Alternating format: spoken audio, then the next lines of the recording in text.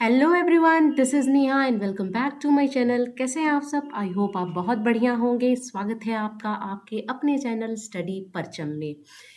आज का हिंदी ग्रामर का टॉपिक है अव्यय। इससे पहले क्लास में भी मैंने आपको अव्यय के बारे में थोड़ी सी जानकारी दी थी। अव्यय क्या होता है और अव्यय के क्या प्रकार होते हैं, और उसमें हमने क्रिया विशेषण को बहुत अच्छे से पढ़ा था।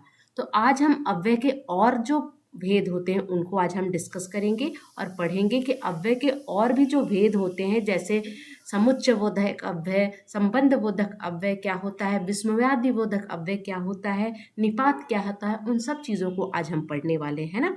तो अगर आप चैनल पे नए हैं तो चैनल को सब्सक्राइब कीजिए और बेल आइकन दबाइए, जिससे आपको नए वीडियो के नोटिफिकेशन मिलते रहेंगे, है ना।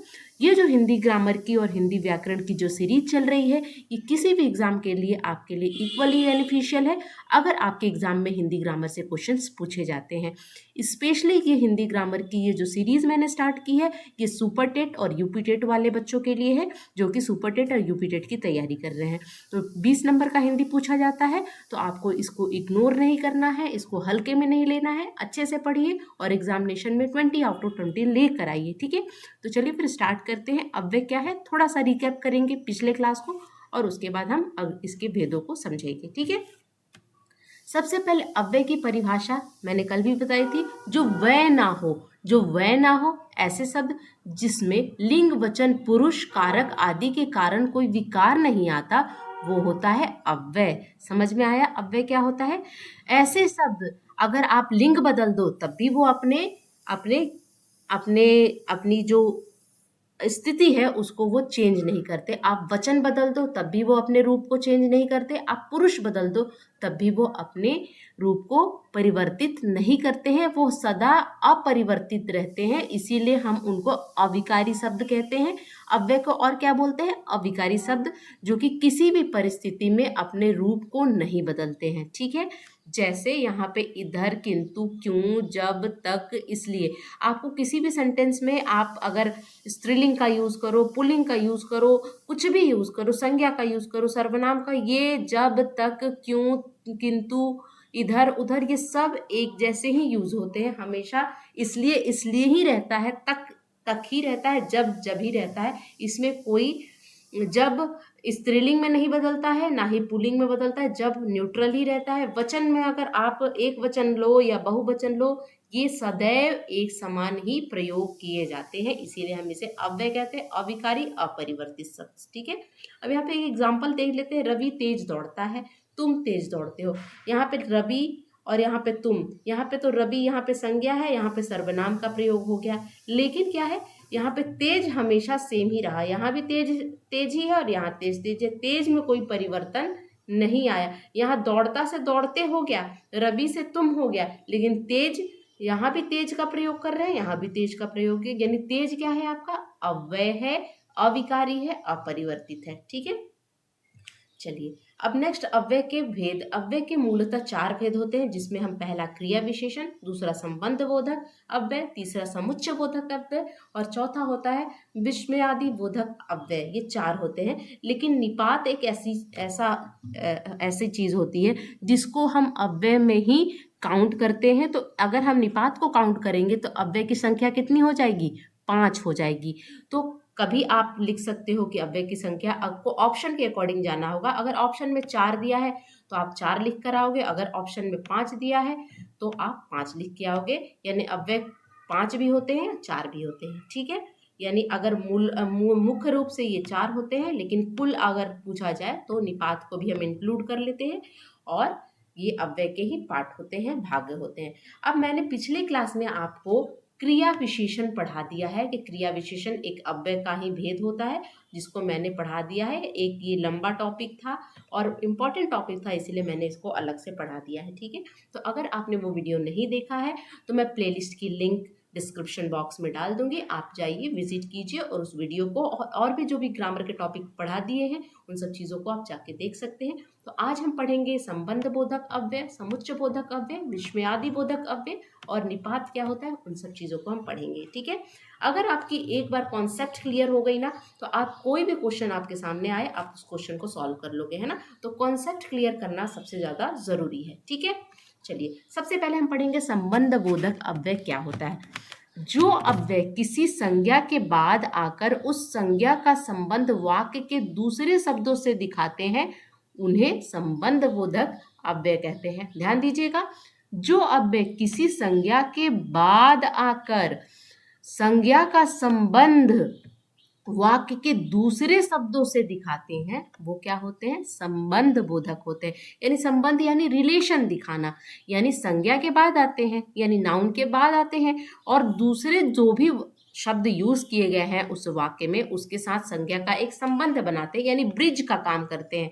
मान लीजिए ये अव्यय है, ये संज्ञा है, ये और भी शब्द हैं, तो यहाँ अव्यय आ गया और इसका ये अव्यय है और ये है संज्ञा, तो संज्ञा का संबंध इन सब के साथ जोड़ने का काम कौन करेगा, संबंध बोधक अव्यय, यानी जोड़ने का काम करता है, संबंध बताने का काम करता है। जैसे वह दिन भर काम करता रहा, वह दिन भर, वह दिन है ना, दिन क्या है, संज्ञा है, भर भर हो गया संबंध लगना, काम करता रहा। मैं विद्यालय तक गया था, यानी मैं विद्यालय एक हो गया, संज्ञा हो गया विद्यालय, और गया था में तक क्या हो गया, आपका संबंध बोधक, यानी तक ना, इस ये दोनों शब्दों के साथ विद्यालयों को जोड़ने का काम कौन कर रहा है, यहाँ तक कर रहा है। वह दिन, दिन क्या है, यहाँ पे संज्ञा है, संज्ञा के बाद क्या आया, ये भर जो है ये अव्यय है, और काम करता रहा यानी वाक्य के दूसरे शब्दों के साथ इस संज्ञा का संबंध जोड़ने का काम कौन कर रहा है, ये अव्यय कर रहा है, जिसको हम भर कह रहे हैं। ठीक है, अब मनुष्य पानी के बिना जीवित नहीं रह सकता, यानी जीवित नहीं रह सकता, और मनुष्य पानी के बिना को जोड़ने का काम कौन कर रहा है, संबंध कौन बना रहा है दोनों के बीच में, बिना, यानी दो, यहाँ पे दो वाक्यों को, दो शब्दों को जोड़ने का काम यहाँ पे अव्यय कर रहा है, संबंध स्थापित कर रहा है, इसी को हम बोलते हैं संबंध बोधक अव्यय। संबंध बोधक अव्यय के कुछ और उदाहरण हैं, जैसे अपेक्षा बीच में हम यूज करते हैं, समान, बाहर, भीतर, पूर्ण, पहले, आगे, पीछे, संग, सहित, बदले, सहारे, आसपास, भरोसे, मात्र, प्रयत्न, तर, भर, तक, सामने, ये सब अव्यय ही हैं जो कि संबंध बोधक अव्यय के अंदर आते हैं। ठीक है, नेक्स्ट देखेंगे समुच्चय बोधक अव्यय। हमने संबंध बोधक पढ़ा, अब हम समुच्चय बोधक पढ़ेंगे, है ना। दो वाक्य या शब्द को परस्पर जोड़ने वाले शब्द समुच्चय बोधक अव्यय कहे जाते हैं। दो वाक्य, ध्यान दीजिएगा, या तो दो वाक्य हो सकते हैं या तो दो शब्द हो सकते हैं। दो वाक्य या दो शब्द, दो वाक्य या दो शब्द को परस्पर जोड़ने वाले, यानी दो शब्दों को जोड़ दे या दो वाक्यों को जोड़ दे, यानी जोड़ने में कोई अव्यय यूज किया जाएगा, वो अव्यय क्या होगा, समुच्चय बोधक अव्यय होगा, उसे हम समुच्चय बोधक अव्यय कहते हैं। अब आपको उदाहरण से समझ में आएगा, सूरज निकला और पंछी बोलने लगे, है ना, तो ये और क्या है, समुच्चय बोधक अव्यय है। दो वाक्यों को यहाँ पे जोड़ा जा रहा है, सूरज निकला एक वाक्य हो गया और पंछी बोलने लगे दूसरा वाक्य हो गया। तो दो वाक्यों को जोड़ने, यानी यहाँ पे हमने क्या पढ़ा, दो वाक्यों को परस्पर जोड़ने वाले शब्द को समुच्चय बोधक अव्यय कहते हैं। अब यहाँ पे क्या हमने पढ़ा, दो शब्दों को, यानी किरण और मधु, यहाँ पे शब्द है और यहाँ पे क्या है, वाक्य है। दो वाक्यों और दो शब्दों को, या एक वाक्य और एक शब्द भी हो सकते हैं। किरण और मधु पढ़ने चली गई, किरण और मधु को जोड़ने का काम कौन कर रहा है, और कर रहा है, और क्या है, समुच्चय बोधक अव्यय है, या और समुच्चय बोधक अव्यय है। ठीक है, अब यहाँ पे समुच्चय बोधक अव्यय मूलतः दो प्रकार के होते हैं, याद रखिएगा। समुच्चय बोधक अव्यय कितने प्रकार के होते हैं, दो प्रकार के होते हैं। एक होता है समाधिकरण और दूसरा होता है वैधिकरण। समानाधिकरण और दूसरा वैधिकरण। समानाधिकरण का मतलब है सामान्य रूप से, यानी इक्वल अमाउंट में, और वैधिकरण का मतलब हम आगे समझते हैं। ठीक है, चलिए अब है समाधिकरण। समुच्चय बोधक अव्यय किसे कहते हैं, समान का मतलब है समान रूप से बांटने का काम करेगा, है ना। अब यहाँ पे देखिए इसमें क्या क्या आता है, और, एवं, तथा, या, अथवा, पर, परंतु, लेकिन, किंतु, मगर, इसलिए, अतः, ये सब किसमें आता है, समाधिकरण आता है। अब इसका प्रयोग कैसे करेंगे वाक्य में, कैसे हम समझेंगे कि ये समाधिकरण है। जैसे राम और श्याम भाई भाई हैं, तुम ढंग से पढ़ो अन्यथा फेल हो जाओगे।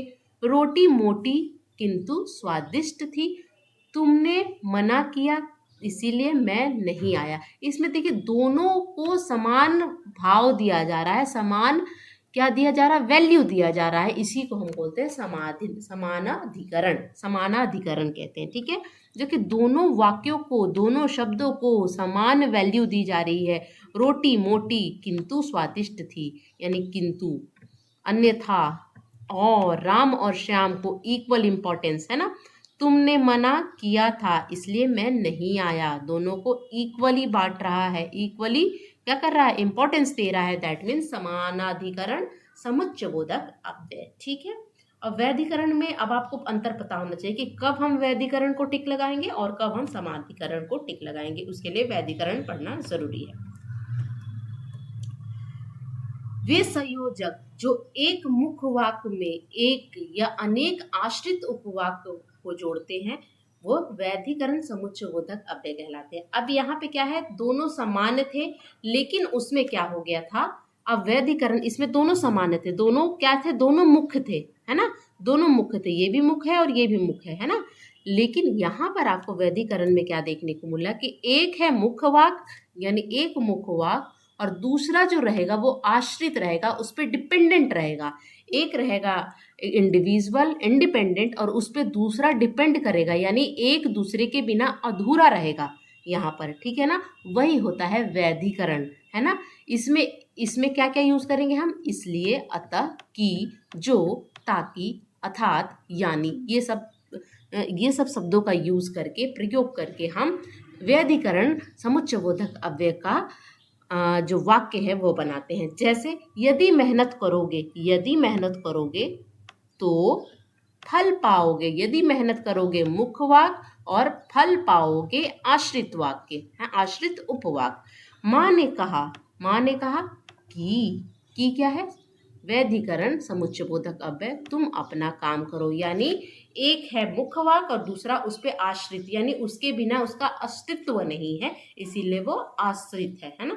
यानी इसकी मीनिंग आपकी तभी मिलेगी तुम अपना काम करो, है ना। जब इसको आप पढ़ोगे तभी इसकी मीनिंग आपको समझ में आएगी, इसको आप पढ़ोगे तभी आपको इसकी मीनिंग, और इसको जोड़ने का काम कौन कर रहा है, वैधिकरण, तो, कि, इसलिए, लेकिन, है ना, ये सब काम करते हैं, ठीक है। तो आपको समझ में आया दोनों में फर्क। सामान्यधिकरण में दोनों सामान्य होते हैं, लेकिन इसमें क्या होता है, एक मुख्य होता है, एक उपवाक्य होता है जिसको हम आश्रित वाक्य भी कहते हैं, ठीक है। चलिए नेक्स्ट हम पढ़ेंगे विस्मयादि बोधक अव्यय। विस्मयादि बोधक अव्यय बहुत इजी होता है। आपको एक ट्रिक अब देखनी है कि जहां भी आपको इस तरह की विस्मयादि बोधक चिन्ह दिख जाए वो विस्मयादि बोधक अव्यय होते हैं। आप यहाँ पे ट्रिक का इस्तेमाल कीजिएगा। अब इसमें आपको कैसे शब्द मिलेंगे, वाह, आह, शाबाश, सबके साथ आपको विस्मयादि बोधक चिन्ह मिलेंगे।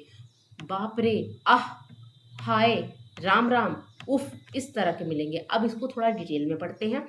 जिन अवयवों से हर्ष, जहाँ पे हर्ष की बात हो जा रही है, शोक यानी दुख की, घृणा आदि का भाव प्रकट होते हैं, जिनका संबंध वाक्य किसी दूसरे पद से नहीं होता है, उन्हें हम विस्मयादि बोधक अव्यय कहते हैं। जैसे कैसे कैसे आपको सेंटेंस मिलेंगे, हाय वह चल बसा, हाय यानी यहाँ पे दुख की बात हो रही है, यानी शोक की बात हो रही है। वाह यानी हर्ष की बात हो रही है, क्या बात है। छी छी यह गंदगी है, घृणा की बात हो रही है, छी छी यह गंदगी। यानी इस तरह के आपको मिल जाए, इस तरह के वर्ड मिल जाए, आपको ट्रिक है कि इस तरह के वर्ड मिल जाए और सबके साथ क्या लगे है, विस्मयादि बोधक चिन्ह मिल जाए, तो वो होता है विस्मयादि बोधक अव्यय, है ना। तो ये आपको इस तरह से समझना है। अब कुछ विस्मयादि बोधक शब्दों को हम देखेंगे। जैसे हर्षबोधक क्या होता है, वाह, आहा, धन्य, शाबाश, इस तरह के वर्ड विस्मयादि बोधक होते हैं। शोक वाले क्या होते हैं, हाय, आहा, त्राही त्राही। अच्छा, आश्चर्य बोधक, ए, क्या, ओहो, है ना। स्वीकार बोधक, हाँ, जी हाँ, अच्छा, जी, ठीक। अनुमोदन बोधक, ठीक, अच्छा, हा हा। तिरस्कार बोधक, अनुमोदन का मतलब होता है आनंद, है ना। तिरस्कार बोधक, छी, हट, दिख, दूर। संबंध बोधक, अरे, रे, जी, हे, अहो। ये सब आपको ध्यान में रखना है शब्दों को। वैसे आपको विस्मयादि बोधक चिन्ह मिल जाएगा, आप समझ सकते हो। अब हम पढ़ेंगे निपात। निपात क्या होता है, किसी भी बात पर अतिरिक्त भार या बल देने के लिए जिन शब्दों का प्रयोग किया जाता है उसे हम निपात कहते हैं। निपात ऐसे तो कोई इंडिविजुअली कोई उसकी मीनिंग नहीं होती है ना, अगर वो स्वतंत्र रूप से देखा जाए तो उसकी कोई मीनिंग नहीं होती है, लेकिन वो किसी वाक्य में जुड़कर उस वाक्य का इम्पोर्टेंस बढ़ा देते हैं, उन्हीं को हम क्या कहते हैं, निपात कहते हैं। जैसे किसी भी बात पर अतिरिक्त भार या बल या फोर्सफुली उस बात को कहने के लिए हम निपात शब्दों का प्रयोग करते हैं। निपात शब्दों में क्या आता है, तक, मत, क्या, हाँ, भी, केवल, जी, नहीं, ना, काश, ये सब निपात शब्द है। अब वाक्यों में कैसे इसका प्रयोग करेंगे वो देखिए। उदाहरण, तुम्हें आज रात रुकना पड़ेगा, रुकना ही पड़ेगा। अब यहाँ पे ये शब्द क्या हो सकता था, ये शब्द था तुम्हें आज रात रुकना पड़ेगा, ठीक है ना। अब हमारे कोई फ्रेंड आए बाहर से, हमने कहा कि आप तुम्हें आज रुकना पड़ेगा, है ना, तो रुकना पड़ेगा तो हम नॉर्मल तरीके से बोल दिए, फॉर्मल तरीके से, कैजुअल तरीके से बोल दिए, लेकिन हमारा अंदर से मन है कि नहीं उन्हें रुकना चाहिए, उन्हें हम रोकेंगे, तो हम क्या बोलेंगे, तुम्हें आज रात रुकना ही पड़ेगा। हम जिद कर रहे हैं कि नहीं आपको रुकना ही पड़ेगा। अब ये दोनों वाक्य एक ही हैं, लेकिन इस वाक्य में ज़्यादा बल मिल रहा है, ज़्यादा अतिरिक्त भार दिया जा रहा है, किसके थ्रू, ही के थ्रू। हम ही का प्रयोग करके ये बल ज़्यादा, ये वाले जो वाक्य हैं ये ज़्यादा अतिरिक्त बल वाले हैं और ये नॉर्मल है, ठीक है। जैसे तुम्हें आज रात रुकना ही पड़ेगा और तुम्हें आज रात रुकना पड़ेगा, दोनों में अंतर है ना, यहाँ पे बल दिख रहा है ही लगाकर। उसी तरह तुमने तो हद कर दी, तुमने तो हद कर दी, तुमने हद कर दी, तुमने हद कर दी भी कह सकते हैं, लेकिन अगर उसको बल देना होगा तो लगा देंगे, तुमने तो हद कर दी। कल मैं भी आपके साथ चलूँगा, कल मैं भी आपके साथ चलूँगा, ये भी तो कह सकते थे कि कल मैं आपके साथ चलूँगा, लेकिन हमें जोर देना है, हमें जाना ही है, हमें फिक्स है कि मुझे जाना है, तो कल मैं भी चलूँगा आपके साथ। हम इस तरह के वाक्यों का प्रयोग जब करते हैं तो वहाँ निपात का प्रयोग किया जाता है ना, क्वेश्चन पूछा जाता है। अब आप सभी को बताना है कि इसमें इस शब्द को आप नॉर्मल तरीके से, यहाँ पे निपात का प्रयोग किया गया है और आपको नॉर्मल तरीके से आप इन शब्दों को कैसे, इन वाक्यों को कैसे बोलोगे वो आपको यहाँ पे बनाना है। जैसे गांधी जी को बच्चे तक जानते हैं, अब इसको आप नॉर्मल तरीके से, यहाँ पे तो निपात का तक क्या है, निपात का यूज किया गया है। धन कमा लेना मात्र से जीवन सफल नहीं हो जाता, अब इसको आप कैसे नॉर्मल तरीके से बोलोगे, यहाँ पे तो निपात का प्रयोग किया है। नीरव खाने के साथ पानी भी पीता था, ये भी आपको निपात का बिना यूज किए कैसे आप लिख सकते हो, आपको ये बताना है, ये आपका होमवर्क है, ठीक है। तो आज हमने अव्यय और अव्यय के भेद प्रकार पढ़े, है ना। आई होप आपको ये लेक्चर अच्छा लगा होगा। अगर अच्छा लगा है तो प्लीज़ लाइक कीजिएगा, शेयर कीजिएगा और सब्सक्राइब कीजिएगा। मिलती हूँ आपसे नेक्स्ट वीडियो में, तब तक के लिए thank you so much for watching, bye.